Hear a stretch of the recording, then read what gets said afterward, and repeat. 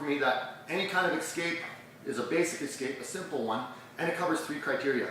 It works for a jiu-jitsu match, it works for a no-gi match, it works for a self-defense or an MMA situation. I don't like having moves that only work for jiu-jitsu. And there are those sport moves that work a little better because you have the gi, you can be a little bit more creative with it.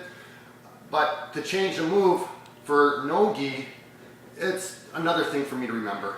And then to change it again for strikes, another thing I have to adjust, another thing I have to remember. So I really like when I find a move that works across the board. To me, that's a really big fundamental movement.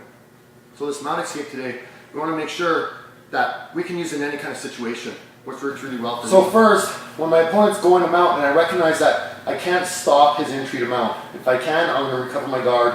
I'll do something else to stop him. But at some point, I realize he's going to get the mount. So I want to be able to hit the safety position as soon as I can.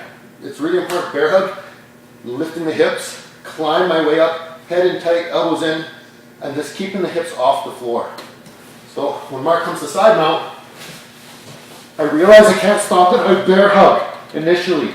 Okay? My bear hug will help keep his weight forward. If Mark sits up, this is going to be a lot more dangerous for me. He can start punching me, headbutting me, looking for submissions.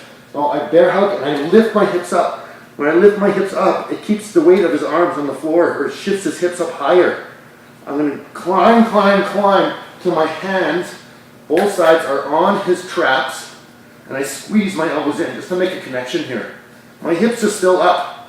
My head is in tight, and I'm keeping the weight onto his arms. This is my safety mount position. Okay, so now that I've established that safety position, I need to be able to make sure that I can escape from there. So when I'm escaping, it's really important that my hips never hit the floor. I don't want to bridge the whole time when Mark's on top of me. I want to keep my hips just halfway up, enough that his weight is now on his hands or his elbows. When I feel his weight shift to one side, it's going to pin his elbow to the floor or his hand to the floor, so he can't move it as easily. That's the side I'm going to drive over. So my hips are here to start with, but I'm going to walk with this and drive, drive, drive until I feel something's digging to the ground on either side. Then I'll drive him over that side. So when Mark goes to dismount, bear hug, hips up, climb, climb, climb, and now I need to feel that weight on the floor, so I'm going to drive until I feel him turn over.